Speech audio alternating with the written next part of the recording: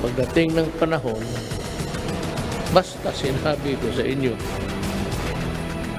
and he is a very weak leader, ang karakter. Except for the name. Kaya ako tatakbo. Kaya ako pag magtanong, sabihin ko sila na there are rules in the Congress, but there are fundamental laws. Kaya ng taga-gobyerno, sabi, hindi nila pasagutin. Then at the end, yung theory nila, yun ang After saying that a presidential candidate is into drug use, the president also says that he rejected a supposed political alliance with Bongbong Marcos Jr., the standard bearer of his daughter Davao City Mayor Sara Duterte in the 2022 elections. What are the next changes and surprises in the 2022 campaign? We discuss in this episode of The Chiefs.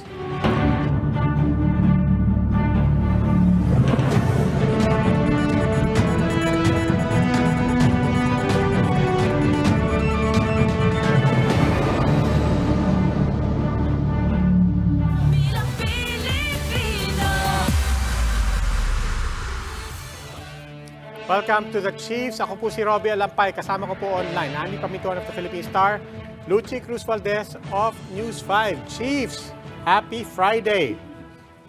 Happy Friday. Okay. Ami, ano ang headline bukas? Tuloy pa ba yung, ito pa rin bang sinong unnamed presidential candidate or are we going with Kiboloy? Siyempre, tuloy-tuloy. Hindi naman na pinangalanan, pero ngayon, nagsalita na naman si Presidente and this time, may pinangalanan siya talagang candidate. Sabi niya si Bongbong Marcos daw is spoiled and weak. Naghihintay pa kami ng reaction from the Marcos camp. And of course, bago yung main event ng Spoiled, political... Oh, spoiled. Madali mo na idugma yung, pwede mo na idugma yung spoiled sa anak ng mayaman. Sinabi din niya yung weak, di ba? Kaya lang, well, sinabi naman ng Marcos camp. Kahapon, sinabi niya yun eh. Oo. But for the record, sabi ng Marcos camp, they do not feel alluded to. They said they have all respect for President Duterte. Yung iba naman sinabi, sige, pa-drug test tayong lahat. Di ba? Anyway. Sabi ni Pileni, kung magpapa-drug test, kailangan random. Kasi daw baka pagkandaan. Yeah. Din yun. Sige, diretso na tayo ngayon sa kwentuhan. Marami tayong mga kakwentuhan ngayon. All about politics to kick us off. We have tonight with us, first from the Ateneo School of Government, former Dean Attorney Tony Lavinia. We have Professor Ed Montayaw and also Professor Antonio Contreras of De La Salle University, as well as Earl Pareño of the Institute for Political and Electoral Reform. Good evening, sirs. Magandang gabi po. Sa lahat. Magandang gabi po sa ating lahat. Okay. Very interesting times. If you don't mind, every day is interesting, but we wanna, pwede ba mag-postscript pa rin tayo kahit na ang dami nang nangyari since last week? Kasi lalo na Earl, bago tayo mag-analysis, chismis muna. Earl, anong nangyari? Akala ko ba presidente si Sara Duterte and so on. So ano nangyari? Marami nga siyang pinaiyak, Robbie. Sa totoo lang, 30 minutes before tayo mag-usap, sigurado ang mga closest supporters niya nagtitext sa akin, si Sara na, bahala na yan si Bongbong kung saan siya pupulutin. Pagkatapos, the next day, yun ang lumabas. No? Siguro, pati tatay niya, alam naman natin na talagang hindi nalaman hanggang nag-file ang anak niya ng ang candidacy niya. So kayo nga, ano nangyayari? Ikaw, kayong dalawa ni Dean Tony, pareho kayong may sa Davao. Anong nangyari? Actually, kaya maganda yung sinabi ni Ami kanina, yung narrative na weak si Bongbong. Parang akala ko talaga weak din si Bongbong until this weekend. May guts pala ito, di ba? Because ang nangyari, I think, is hindi pumayag si Bongbong sa script, di ba? And just said, no, I'm running for president. And I suspect na if Sara decided 2 weeks earlier, she would have been siya yung magiging president. But Bongbong saw in the two weeks na nawala si Sara, 3 weeks, di ba? Uy, ang lakas ko pala na kandidato. If they actually did a survey, like the same thing that na kinumisyon ng Stratbase, di ba? I suppose they did the same thing, that would have shown. If you went around the country and if you have friends around the country, when you go to the barangay level, and many parts of the internet na hindi na covered ng pink, di ba? Bongbong Marcos talaga ang sinasabi. Sila amin muna. Sa tingin mo, yung survey lang yan? Kasi parang lumalabas ngayon, nagkakasamaan ng loob dahil parang tinalikuran ni Sara yung tatay hindi ba? Well, Parang, may dynamics na ganyan. Pero ang point ko lang is that Bongbong stood his ground. yes. Di ba? And said, ako ang tatakbo. And Sara, who I thought, by the way, early, kung may alam nito, na si Sara, I thought is a strong woman, strong-willed, who will push. Hindi pala, di ba? And in fact, the statements of Sara are all parang ang bait-bait niya, di ba? Parang ganun, hindi siya yung nang susuntok, di ba? So, Ako naman, ang tanong ko, I get... ako kasi si Bongbong was perceived to be weak, strong pala. Si Sara, perceived to be strong, weak pala. Oo nga, parang nagkabaligtad. Pero Parang ito, nagkabaligtaran. okay, so si Bongbong, obviously, if I go by your argument, lumakas ang loob dahil nga nakita niya, taas-taas ng survey rating ko, di ba? Ganon pa man, Sara Duterte, alam din naman niya siguro na the reason why tumaas siya ay dahil si Sara nga ay hindi nag-file. So, nung the survey was being done, akala ng mga tao, she was not in the running, di ba? So, ang tanong ko is, why couldn't Sara have prevailed upon Bongbong and all the others, that she will run for president? She gave up a sure win in Davao for this. She went against her father and other people's better judgments and support. What could have been the intervening factor that turned her around? Ikaw, Professor Contreras.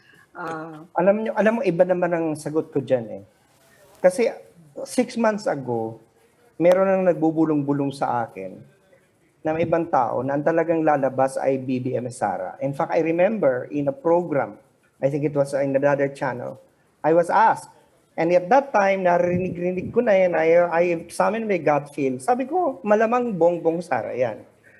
And I think because those talks are coming out then, it may be, I'm going to sort of look at it in a different narrative, that maybe this is part of an entire script. Maybe it's sa sobrang panunood ko siguro ng mga telenovela at soap opera, kasi ang nangyayari naman ngayon, soap opera na rin ang nangyayari sa ating politika, minsan na-entertain ko. Kasi someone also told me that President Duterte looks at politics as like a game of chess. Pag-move ng mga pyesa, na-anticipate niya mga moves. So sometimes sabi ko, iniisip ko, ito bang away na to nila? Is it something that is real or staged? Just too much. Parang ending. Well, apparently, siguro ang battle plan nila is to protect BBM and Sara by coming out with this slime, because when you slime a candidate too early in the campaign and it doesn't stick, then that issue is gone. Pag siniraan mo isang tao na maaga, binabakunahan. Wala na. Binavaccinate mo yan, ina-inoculate mo. And kung titingnan mo, kasi ako discourse ang tinitingnan ko ano bang unang binanat ni President Duterte kay Bongbong? Komunista siya. Layo naman, Diyos ko, sabi ko nga, pag komunista si Bongbong, may buhok na ako. Diba? Sabi ko, ang layo-layo. Sabi ko, with that, pinipreempt mo na yung truth that mga susunod mong sasabihin, hindi na pwedeng paniwalaan ng tao kasi nagsinungaling ka na sa una. So I think it's so deliberate. It's too deliberate. So I think they're inoculating and vaccinating that tandem. So that, and then mabuti na siguro yung ang maaway sa kanila si Duterte kaysa sa mga pink. Yeah, pero Professor, is that, sa tingin mo ba, doon papunta yun? I know it's early and it's almost knee-jerk people looking at how everybody's reacting. But in terms of inoculation, yeah, but look at the effect if this is to be believed. And of course, sa social media, that's another thing that we have to take with a grain of salt. But nag-aaway, pero nag-aaway yung base eh. 'Di ba? Well, Nagbabangayan yung base. If that continues, will you still be convinced that, or will you still allow that this could be a script given Well, very real risks? Well, the real risk is for Sara, not for Bongbong. The risk is for Sara because magagantihan siya ng mga loyalist. Pero nababasa ko rin kasi sa narrative na there is this effort to protect Sara as well, to differentiate Sara from the father. And maybe that is why the script is to make them mag-away sila, yung mag-ama. Di ba? Kasi pwedeng ma-insulate, ma-protect si Sara na sabihin, mag-away naman ng ama niya, yung ama naman na may problema lang kasi si Bongo naman talaga ang kanyang pinoprotektahan. So, these are wild ideas, but in fact, they're crazy ones. But sabi ko, when you analyze elections like this and politics like this, you have to be unconventional. Kasi predicted na nila tayo mga analyst, tapi predict na nila ang gagawin natin. So sa tingin ko, dapat laruin din natin sila, dapat mag-think din tayo differently. And that's what I do right now. Para sabi ko, anyway, kung magkamali ako, at least you go to the conventional. But my gut feel is that there is something just too artificial here. Okay. Na bakit mo pagbibintangan yung isang komunista, alam mo namang hindi. Di ba? Okay, ibig sabihin, Professor. piniprem mo yung truth telling mo para mabawasan na yung kinang ng mga susunod mo pang mga sasabihin, wala nang maniniwala sa. Okay, Professor, apologies din sa Chiefs. But I just don't wanna lose him and not lose track because he's not on video. He's joining us by phone. I just wanna make sure he jumps in here bago kuyugin ng mga tanong ni Ami at saka ni Luchi. Professor Edmund Tayao is joining us as well. Professor, what's your take on all of this? The Bongbong Marcos running for president to the surprise of a lot of people that it wasn't Sara Duterte. Well, sabi nga ni Sir Tony kanina pareho palang Tony yan, Tony Contreras, alam na niya na BBM Sara before pa, no? But, I couldn't agree more that perhaps the expectation is because Inday Sara has been leading the survey results, no, at the outset, talagang si Mayor Inday ang tatakbo. In fact, I'm groups that up to the last minute had been pushed her. Ngayon yung tanong kanina kung talagang nag-aaway at ito'y kwento lang, sa akin talagang nag-aaway no? In fact, to my mind, the very reason why you have former Senator Bongbong Marcos running as president and not Mayor Inday is precisely because of that away. Kasi kung ito'y drama lang, nagpalit na sila. No? So, kasi it doesn't really make sense. Why would the one leading the pack settle for second position or run for vice president? Pero tingnan din nating mabuti itong case. Actually, hindi nakakapagtaka yung mga leftist organizations na mag-petition for disqualification. Pero ang tanong ko lang dito, na-calculate ba ng leftist organizations yung magiging implication ng disqualification? Meron ba silang inaasahan na pupuntahan ng mga boto ni former Senator Bongbong Marcos? Kasi kung akong tatanungin hindi mo masasabi na merong particular candidate na pupuntahan yan. Baka magkamali ka ng diskarte, mapunta doon sa hindi mo inaasahang mapupuntahan, imbis na merong kang ganansya, mawala pa. So that's all I'm considering at this time. Binabanatan si former President Bongbong Marcos, baka mag-backfire lang. No? So I don't know how they've been trying to figure or assess their strategy so far. Former senator pa lang. Earl, you think drama lang yung away ng mag-ama? Kasi tingin namin mukhang talagang masama ang loob ni, first President Duterte and then his aide, si Senator Bongo, na yun nga, una tumakbo si Inday Sara na Vice President against Bongo and now she's running with Bongbong Marcos. Sa tingin mo, drama lang yan o magkakaroon ng iba pang scenario later during the campaign o talagang may tunay na rift na within the family and with the Bongo with Bongbong, Bong versus Bongbong. Hindi, sa Davao talaga, alam naman ng karamihan doon na talagang nag-aaway ang mag-ama. Okay, oo. So, ano yun matagal na. At ang risk nila sa elections na ito, kung paano nila i-maintain yung Davao na turf nila at kung paano nila i-capture yung national position pa rin, i-sustain yung national position, ay real yon na discussion sa family. Ang hindi sila intindihan sa tingin ko ay yung paano ba dapat poposisyon si Presidente Duterte doon sa Davao. Dahil matagal na, parang maraming nagsasabi na talagang gusto ni Sara na si Presidente ay tumakbong mayor. Dahil yan lang yun, mai-ensure nila na mapanghawakan nila uli ang Davao. Kaso lang, mukhang wala silang malinaw na communication sa isa't isa. No? Noon pa naman, hindi talaga yan sila nag-uusap ng malaliman And it's Yes. always Elizabeth Tsaka- na nag-patch up sa kanila. Oo. No? Tsaka Tapos ang nangyari. hirap din- Yeah. Tsaka parang tama ka, ang hirap paniwalaan na scripted kasi pati yung bakit senator ang itinakbo? I mean, una, naisip natin, di ba, mag-VP. At sinabi rin niya, mag-file ng VP. Pagkatapos, naisip ko rin yung sinabi mo, Earl, na magme-mayor to dahil syempre, yung baluarte nila, kailangan nila ma-preserve. Tapos biglang nag-senator. Ano yun? Parang hindi mabasa pati yung move niya na mag-run for senator. What's May that I? for?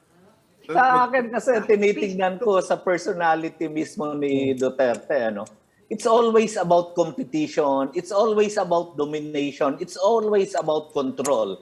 Ganon yung personality ng presidente. Ngayon, parang hindi niya nalaman, hindi niya na-control ang situation. Anak niya pa. Ayaw niya pagbigyan yon sa hinihiling na, okay, magmi-mayor na lang ako dahil parang siya yung sumurrender. Pero nahimasmasan din siya dahil at the end of the day, tatay pa rin yon. Hindi niya pwedeng kalabanin yon. Kaya after ranting for the whole day, na-realize niya, hindi ako pwede mag-file ng vice president. Yes. Magsisenador na lang ako. Yun yung parang pinaka-logical position na pupuntahan niya. It's all about him dapat. Na parang, siya talaga, slap in the face yun. Hindi siya sinunod ng anak niya. So ayaw niya sundin ang anak niya, pero hindi niya rin masurrender yung pagkatatay niya. Gusto niya pa rin alagaan ang daughter niya. Sa tingin ko yun yung mga personal na undercurrent nitong bangayan ng mag-ama. Professor Tony, when you throw in, ika nga ni Professor Jean Franco last week, yung hindi tunay na anak, si Bongo, when you throw in and the fact that they put him into play, particularly to run for president, what does that signal to you? Which Tony you're talking to? Me or? Tony, both. Okay, sa akin kasi gusto ko muna backtrack doon. Actually, hindi scripted yung away ng mag-ama. Alam ko yan. Meron yang, kaya lang, ang scripted na yung response nila. Yun na yung planado, kung paano nila gagawin ang adjustment. At tama si Earl, siyempre hindi niya babanggain yung anak niya. So ano ba yung mga pagkilos na sinunod nila? So they're doing damage control, they're doing a rewriting of the plan. So this is something that they need to do. And please take note, it's very rare for the president to wake up at 1 o'clock in the afternoon. Pero bigla siyang gumising para lang samahan si Bongo sa Comelec. So yung mga ganong klase ng mga staging, So sa akin kasi, I look at it from the point of view of the turning politics into a spectacle, into performance. It's a reality TV. So I think we have to be very aware of that. And I think the way we can protect ourselves, either as citizens or as voters or as analysts, is to also think the same way they think. Kasi masyado na nagiging performance ang tingin sa politika. Now, regarding yung point kanina ni Ed Tayo, regarding the the positioning of the opposition and the human rights advocates, and now they're filing this disqualification, and someone may benefit. It may depend on what is the kind of proceedings that will be considered by the COMELEC. Is it a Section 78 or sa Section 79? Kasi pag Section 78, alam dito yung Atty. Tony, is pag Section 78, pag matalo ka dyan, di ka na pwedeng palitan. Kasi cancellation of COC yan. Yeah. At yan ang final nung unang mga petisyon. Pero pero pag Section 79 yan, merong humabol, di ba? Na disqualification yan, pwedeng palitan yan ng kapangalan. Baka mamaya baka ma-disqualify si Bongbong at pumalit sa IME. No? So iba-iba yung magiging adjustment kung anong and sometimes iisipin mo, sino ba may pakanan nito mga substitution, mga disqualification case na to? Again, sabi ko, baka naman yung isa security na parang kung sakaling mang ma-disqualify, kasi I don't know whether Atty. Lavinia will agree with me on this, Tony. But I think yung cancellation kasi malabong mangyari. Kasi dapat sa cancellation, ipapakita mo na may misrepresentation sa qualifications. Hindi naman qualification yung wala ka dapat kaso eh. Basahin mo ang Constitution ng qualification, age lang, residency, natural born, etc. So may mga rulings sa kasi ang Supreme Court na dapat nakatutok lang dapat dyan ang misrepresentation mo. Okay. Ang mga sinasabi dyan, Section 12 yan ang Omnibus Election Code. So dapat disqualification yan. Kasi yung meron kang penalty na nag-exceed ng 18 months, meron kang crime na ng moral turpitude, yan ay mga Section 12 yan ng Omnibus Election Code, which is going to Section 79 proceedings, na pwede ngayong palitan si Bongbong kung matalo siya sa kaso. Okay. Yeah, Go ahead. We'll go to the other Tony. Pasa ko with the legal aspects dito, no, kasi I think malaking framework 'yon or context 'yon ng mga desisyon na ginagawa nila, no. Sa lahat lang, alam ko kasi yung mga nag-file, when you look at the names there, these are people who were really hurt by the Marcos era, no. Marcos, very personal 'yon. Hindi 'yon, these are people na priority nila is not a restoration of the Marcos, ano. So they would have done this regardless of the politics, no, kasi yun naman talaga ang focus nila. They did not do this for positioning kung sino yung papalit o hindi. Di ba? Hindi nila naisip yung ganung klaseng. Nakita na yung opening when Justice Carpio wrote about it, and then they filed, they got the right lawyers to do that, no? The truth is, yung sinabi nito, totoo yun, but the truth is that these are all political decisions that are eventually made, di ba? Even by the COMELEC and even by the Supreme Court, eventually, di ba? So the main question nandito is, gagalaw ba si Digong to actually have it done, di ba? And will the COMELEC be independent enough to go either way? To be honest, this is, yung legal issues dito, you can really go either way and tama ka. In other words, justifiable ang pag-disqualify or pag-cancel ng either way. Justifiable din na papatakbuhin mo si Bongbong. I mean, both the COMELEC and the Supreme Court can actually decide this either way, and it's okay, legally speaking, scholarly speaking. Unlike other mga disqualification issues na may mga but this one is not black and white on either side, to be honest, diba? So it's gonna be decided politically in that sense, diba, na so frame yon ng The question is how much bearing it will have on the candidacy of Bongbong Marcos. The reality is Bongbong's candidacy will be dragged, di ba, hanggang end of April. Talagang, because the Supreme Court decision will not come out until 1 or 2 weeks before the elections. Ganun naman yung either way, kung i-disqualify siya ng COMELEC, of course, yun una muna, makakuha ba siya ng TRO? Dapat makakuha siya ng TRO, pero kung may gagalaw doon na hindi siya kukuha ng TRO, I don't know. I believe in the independence of the Supreme Court. So but will he get that? If he gets that, the decision will take 2 to 3 months, the usual time that it will take. Remember, Grace Poe, the final decision of the motion for reconsideration, umabot siya ng last week of April, no? Bago, literally 2 weeks before the election.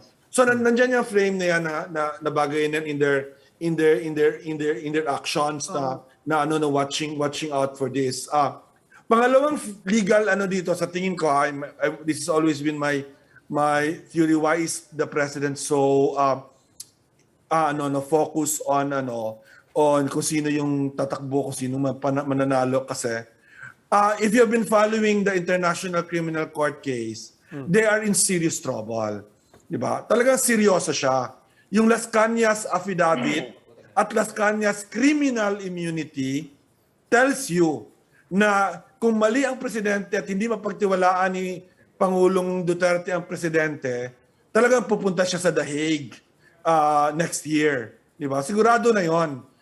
Parang, di ba? Yung given that kind of evidence, di ba? Lots Okay. of names, Sige. walang motivation except that I realize how evil talagang ang hirap yon Okay. anuhin, di ba? So that's really the and he doesn't trust Bongbong. Pero ang question ngayon, mas lalo na ngayon, di ba, na kung ganito yung kanyang pagkikilo sa kay Bongbong, I doubt if Bongbong will want to protect him after this, di ba? Kasi Sige. kita na, no? Dean Tony, you've given us a lot more questions. We're gonna have to take a break, but please hold on to your seats. Kayo rin po, antayin niyo lang po. All our esteemed guests will be back with us. We just need to take a short break. Please stay with us. The Chiefs will be right back.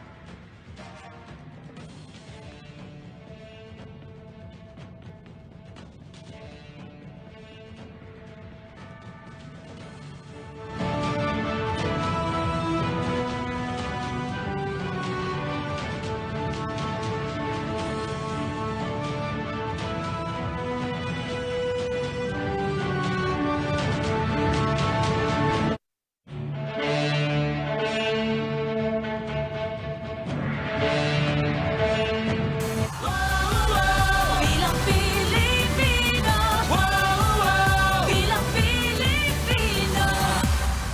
Welcome back, the Chiefs here on One News. Still with us, political analyst Earl Pareño, Professor Antonio Contreras, Professor Ed Tayaw, and Attorney Tony Lavinia. I want to pick up where we left off with Professor Lavinia, and I want to prompt also Professor Tayaw. You were talking about the ICC, and that led us to the whole point about can Duterte and Marcos expect to protect each other? And if so, if 2022 is also about not only who gets to lead, but who gets to protect whom, the way things are playing out, you are saying, do we give credence to a tandem still, to a cooperation, to an alliance still between the Marcoses and the Dutertes? Sa tingin ko, wala nang, that alliance is actually not, kasi I don't think Sara will be able to carry beyond Davao yung Duterte support. No? In my view nga, Mindanao will probably go now to Pacquiao once Pacquiao starts to really campaign, lalo na yung mga radio, TV spots ni Pacquiao ay lalabas na, I think Cebuano speaking, will probably go more Pacquiao than Sara Duterte because precisely yung mga diehard supporters ni President Duterte, I think will not go for Bongbong anymore with all of these attacks that the president has been. Titingnan mo lang yung titingnan mo yung reaction ng iba. Even nung weekend pa, but lalo na ngayon na nangyari mo, makita mo na how they're lapping it up, di ba? Talagang inaano nila na sige, wag na tayo mag But I don't think they will go to Bongo. I think they will go to Pacquiao. Okay. Professor Tayaw? Okay. Professor Sa Tayaw? Yeah. Professor Tayaw? Yeah. Are you there? Yeah. I'm not sure if kay Senator Manny Pacquiao pupunta yung boto, no? But I agree that there's no certainty it's going to go to Bongo. Yung sa isang group chat na nakita ko, meron pang reaction from BBM supporters and Mayor Inday supporters na pag na-disqualify si former Senator Bongbong Marcos, ang iboboto na nga lang nila si General Parlade daw. No? So you can just imagine how divided the supposed DDS supporters. No? So yun yung tinatanong ko kanina, kung madi-disqualify si former Senator Bongbong Marcos, hindi natin alam kung saan pupunta yung boto. Even if Senator Manny Pacquiao is from Mindanao, medyo naging tawag dito, strong din yung kanyang inroads sa Visayas. No? Take note that in Visayas, for example, the political families there divided themselves and supported different candidates. No? So,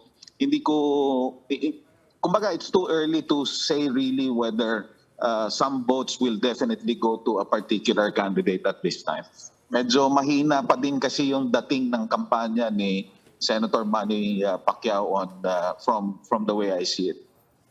So anong value added ni Sara Duterte doon sa Bongbong Marcos candidacy? That's one. Tsaka gusto ko rin malaman kung wala naman siya talaga ng maidadagdag or maitutulong masyado, parang gano'n na lang ba ang galit niya sa tatay niya, Earl, na give up niya ang Davao, sumanib siya kay Bongbong dahil lang sa galit siya, kahit na hindi naman na siya talaga masyadong, wala siyang maitutulong sa kampanya ni Bongbong at wala rin siyang maitutulong sa ICC case ng tatay niya kung manalo man sila. Yeah, sa tingin ko ang assumption kasi kaya gusto talaga ng Bongbong camp na maging vice si Sara ay si Bongbong may mass base. Maski saan ka umikot sa Visayas, Mindanao, maski dito sa NCR, ang dami talagang nagbubongbong. Ang gusto nila maklinch yan, si Sara, ang assumption nila, susuportahan ng tatay niya, may LGU na dala. Yes. At yan ang formidable yon na tandem. Hindi nila nabasa, nakakalabanin ni Digong ang Bongbong.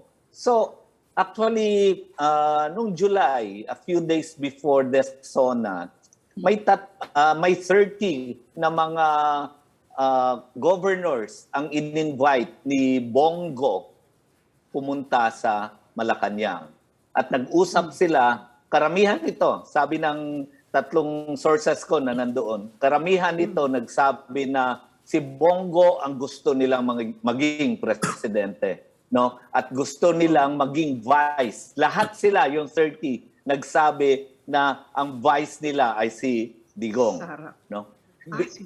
Si Digong. Si This Digong was na the last Sara. time. Hindi ito yung huling nagpuntahan doon sila Speaker Velasco. Mga congressman yun eh. Ito, July ito, before the SONA. Okay. July ito, mga governors ito, ng mga malalaking bayan. Binalikan ko sila a few days ago. Sabi ko, ano na ba yung campaign nyo? Ang sabi nila, magbubonggo Sara kami. No? Ibig sabihin, talagang para sa kanila, dahil binanata ni Digong si Bongbong, ay wala na si Bongbong. They will go to Bongo. Bongo Sara ang campaign nila. Maraming mga governors yan at malalaking governors hawak niyan, no? Malalaking lugar. Pero Yun matutuloy yung I think importante yung context din ng nung 2016, di ba? Because sa 2016, ang lakas din ni Bongbong sa barangay level. Pero dahil yung Pinoy work at the local government, yung mayor, governor, congressman, di ba?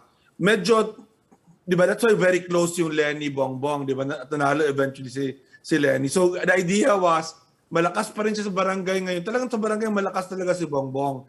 Pero hindi siya malakas sa mayor. Hindi siya malakas sa governor. Hindi siya malakas sa congressman. Diba? Yun ang kanyang weakness. So ngayon, that was supposed to be from the Sara side. Yun ang magiging na if makuha nila yan, then they will win. Diba? Pero hindi na anticipate na ganito ka. Sa akin, hindi lang na hindi supportive si Duterte, pero talagang di ba, yung mga salita ni Duterte against Bongbong is parang mahirap na yan i-walk back sa relationship na yan, di ba? Talagang mahirap na yan i-walk back. At mukhang seryoso talaga si Bongo about running na for president, di ba? Na sa tingin ko, di ba, alam mo naman natin, even if you have all governors and all mayors on your side, again and again, nakita na naman natin yan sa Pilipinas, you will not win if you do not have, di ba, the popularity that's needed to win. So, feeling ko na overestimate din nila yan, di ba, na kung popularity vote ng Mindanao, although hindi pa natin nakikita yung kampanya, di ba, lalo yung ads na wala pa kay Manny Pacquiao, but I think Manny is poised to capture those votes, to be honest, sa Mindanao at sa Visayas.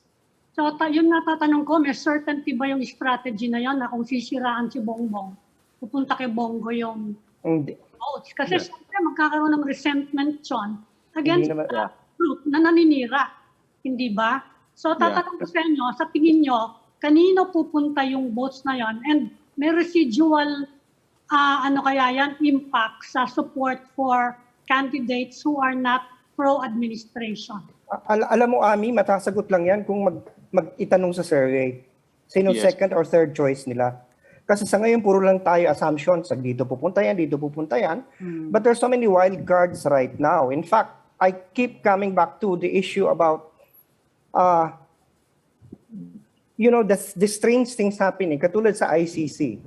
Kasi unless talagang scramble na si President Duterte, nagpapanik na siya, nag-implode na siya, hindi niya na naiisip na based on surveys right now, si Bongbong ang mataas ang publiko sa just released a survey na naka-green mataas siya sa 50%, 56.7 ang kanyang nakuha. At kasunod niya na si Leni, which is 15%. Malaki yun. So therefore, kung ikaw, susugal ka ba, alam mo na maaari kang makulong, alam mo na pwede kang madala sa The Hague, gagawin mo ba yung ginagawa niya ngayon, inaaway niya ang frontrunner?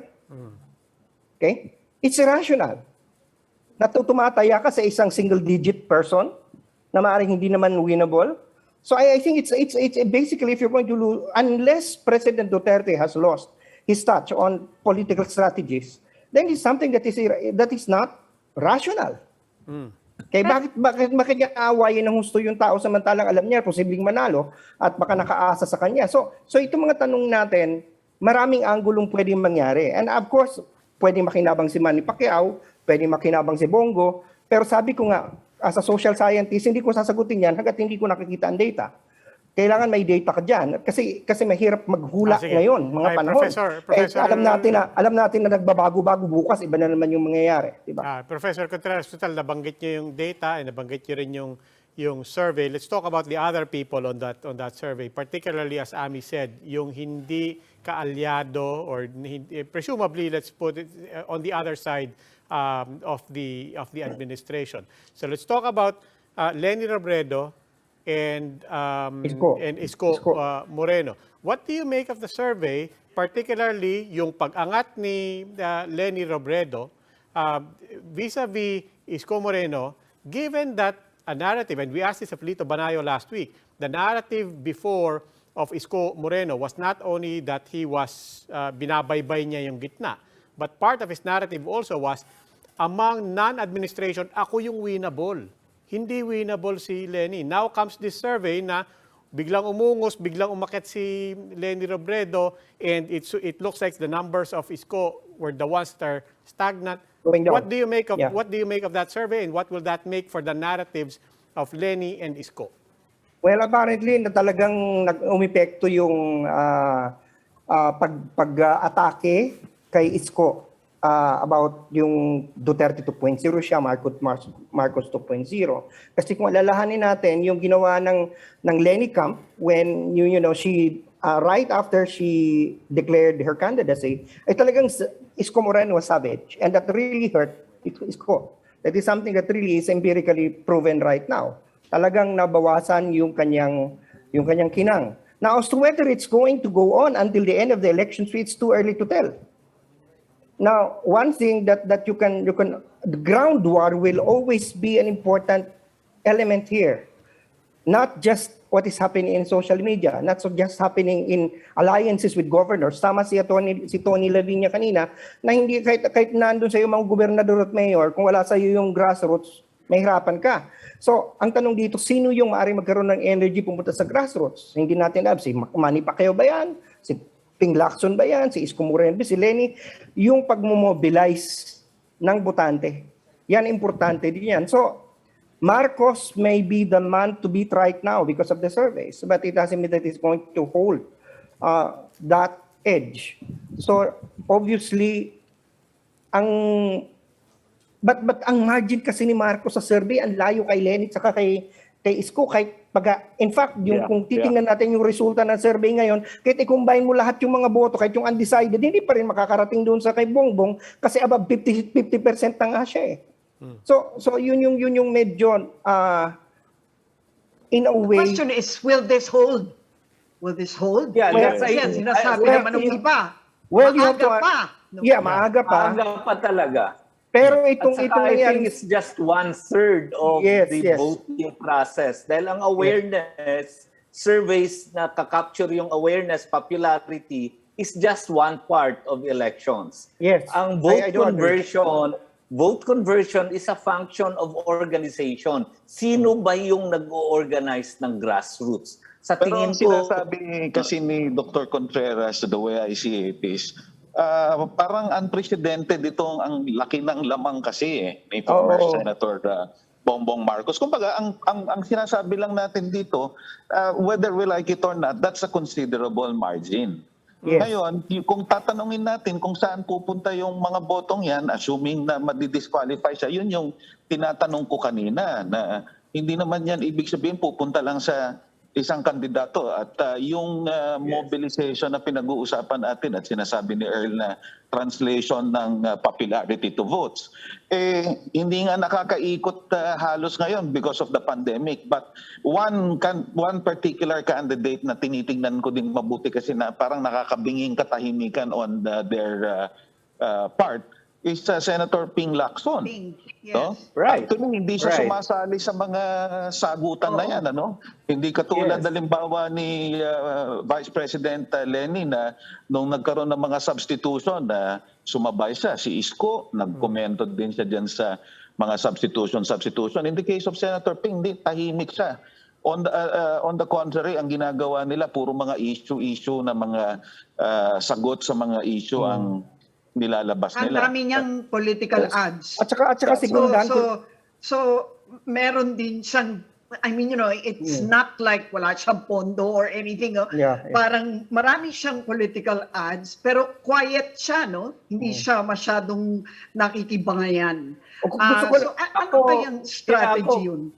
Ako, umiikot ako Si Bongbong, totoo, may grassroots. Pero pag susundan mo, si Ping ay talagang tahimik na nag-o-organize sa Yes. mga communities. dito At yun ang kailangan bantayan.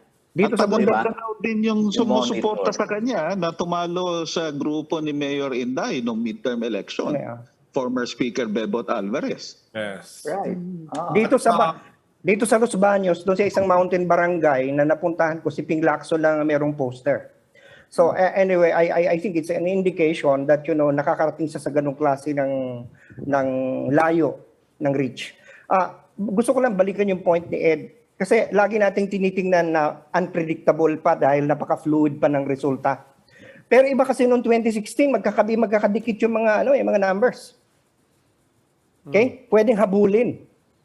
Pero ngayon 56% tapos ang kasunod 15%. But Professor, So that is it's too early, but at the same time you have to understand, in order there should be a catastrophic failure, a catastrophic event that will cause that erosion. So well, big, Attorney Cancellation, Lavinia, disqualification. which could lead to cancellation or disqualification. Yeah. no, but But Attorney when- Lavinia, when it Attorney Lavinia, short of that Supreme Court decision, isn't that precisely why we're in this conversation? Because yung numbers, correct me if I'm wrong, pero yung numbers ng surveys ni Bongbong Marcos, that was still given a pretty solid assumption that there was an alliance between the Dutertes Yeah, and the di ba? That exactly. preceded this, di ba? And this doesn't look like a very solid, and that's the question of Lucci, I think, Kaya di ba? makikita No, no, natin, may no, no, epekto lahat yan sa December, di ba? If I may, this survey of Publicus already has Bongo. This was already done after the substitution. This was done after November 15. Yeah, 18 yata yung date But it niya. was before no. the drug thing, the cocaine thing. So hindi lang na-factor in dito yung cocaine factor. But the Bongo factor is already Yeah, there. in And Bongo any is a- case, it's Bongo is the- a poor force. Yeah, but in any case, the fundamental question was still there, di ba? Na we don't know kung talagang solid yung Marcos Yes. and Duterte alliance or kung And now magbabalatan. we know hindi solid, di ba? Alam natin hindi solid, alam natin na the president is going to do everything to try to stop Bongbong from winning, di ba? So, or at least to undermine that, di ba? So I think malinaw naman yung signal doon, di ba? And I think, syempre, we expect the COMELEC and the Supreme Court to be independent in making this decision, di ba? So I think we just have to watch out. For that, may impact ba sa numbers ni Bongbong? Yes, And Sara, yung tanong. malalaman din natin Yes. yan sa December kasi Yes. very harsh yung words ng Pangulo, di ba? Talagang yung tinatawag mo toxic bombs yun, di ba? Talagang toxic bombs yun. Hindi siya basta-bastang lang, no? Alam naman natin kung sino sinasabi niya, di ba? So I think we need to watch out The next survey. that. I mean, well, So are you saying, Professor Contreras, na yung DDS popularity, I mean yung DDS, the ones who supported President Duterte all this time, and his popularity rating has always been on the very high side, no? Are you saying that that's now actually disintegrating? Well, And much of that is going to Bongbong Marcos, for example. You have to understand that the relationship within the DDS and the BBM loyalists is very real. What happened is that there was an overlap. What provided President Duterte the base of support and approval is that alliance between DDS and BBM loyalists. It's a Venn diagram. Meron silang overlap, merong independent support si Bongbong, may independent support si DDS. But now that nag-aaway na yung dalawa, malalaman natin kung sino dyan ang mas malaki. Ang size. You have to understand that a lot of Duterte supporters in 2016 are also Marcos supporters. In fact, a lot of BBM loyalists also supported the Duterte prior to this thing, prior to this quarrel. So now malalaman natin yung paghihiwalay niyan, sino yung mas marami. Kasi ang ina-assume kasi natin, okay, maaring ma-erode ang number ni Bongbong because of the away, pero hindi natin alam kung gaano kadami yung mawawala sa kanya. Baka kaunti lang yan. Baka tayo magulat na yan palang follower nila ay kakaunti. Kasi karamihan pala ng DDS, inaakala natin ay also BBM loyalists. We don't have that data right although, now. I think si John Nery did a study of the vice presidential votes, di ba? Parang Lenny was still the number one choice of the Duterte voters for vice president. Hindi ganun kalaking margin or next to Cayetano at least. Tony, Attorney, I also did a numerical analysis of that, and I disagree with John on that. Kasi kung titingnan mo, karamihan ng boto ni Miriam, di ba, kaunti lang, yung excess niya, yun ang pwede mong sabihin na pwedeng boto ni Bongbong na pupunta sa ibang kandidato.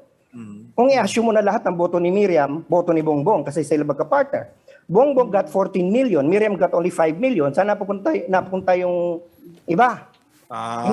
For the presidential race. For the presidential, siyempre kanino yung pupunta? Alangan naman kay Grace po, alangan naman kay Marojas. Hindi ba? So, doon na lang makita mo maraming botante si Bongbong Marcos, excess votes lang kay Miriam na pumunta kay Duterte. Sa akin naman yung tanong na dyan sa Duterte-Marcos Alliance, no?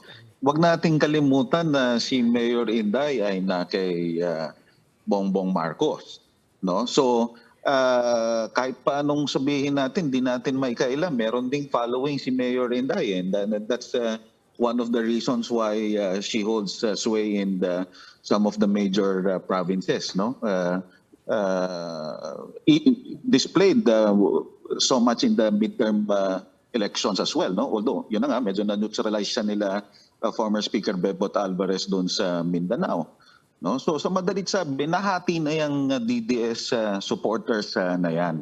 No? So doon natin ngayon makikita kung malaki din yung supporters ni Bongbong Marcos plus the supporters of Mayor Inday, mas lamang talaga si Bongbong Marcos, which explains the more than 50% survey numbers. Earl, gaano katinding epekto kay Sara yung away nila ni Bongo and President Duterte? Support. Of course, magkakaroon yan ng impact sa numbers nila, especially against Sara. Pero sa tingin ko, yung boto sa Mindanao na sinasabing malakas ang Duterte, at the end of the day, sa tingin ko magiging empty bag yan. No?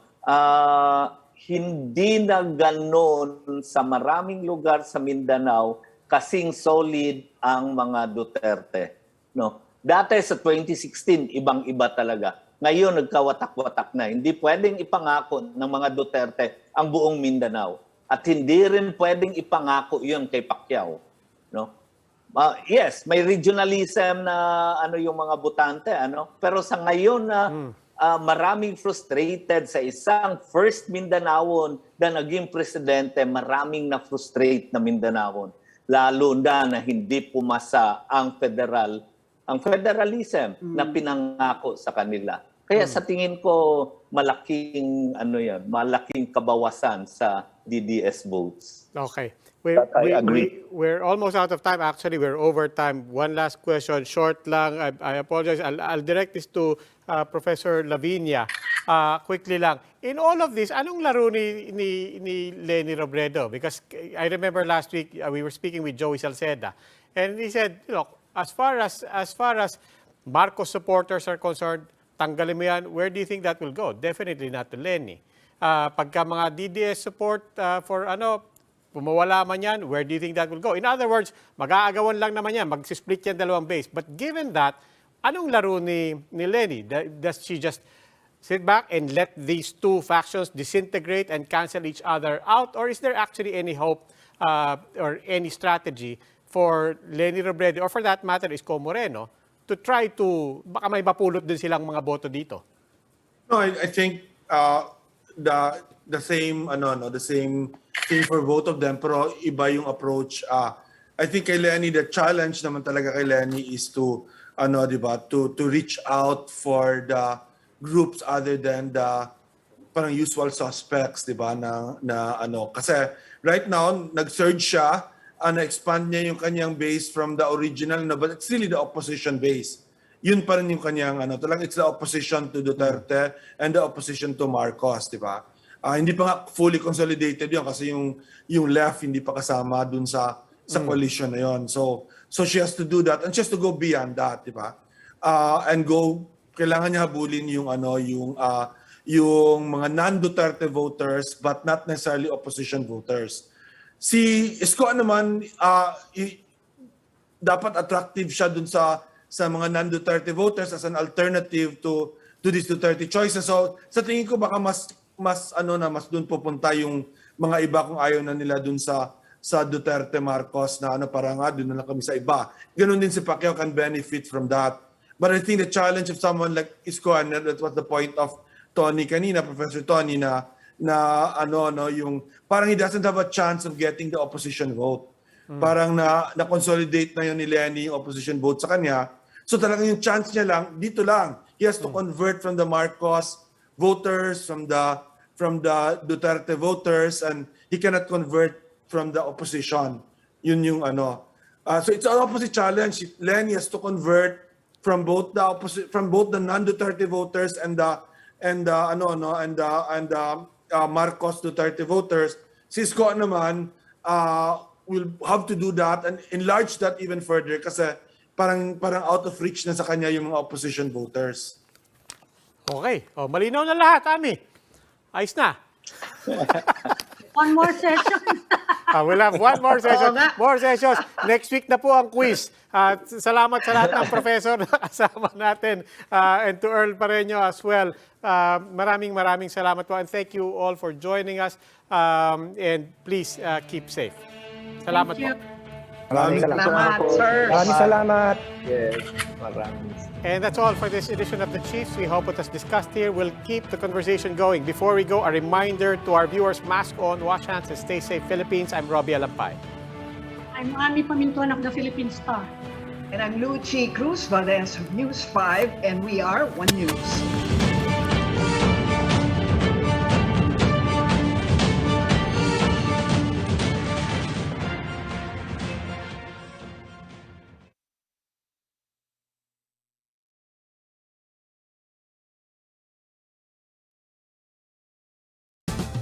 Ating ang Pasko, kapatid. Ating ang Pasko, kapatid. Dala'y biyaya sa ating ang Pasko. Ating ang Pasko,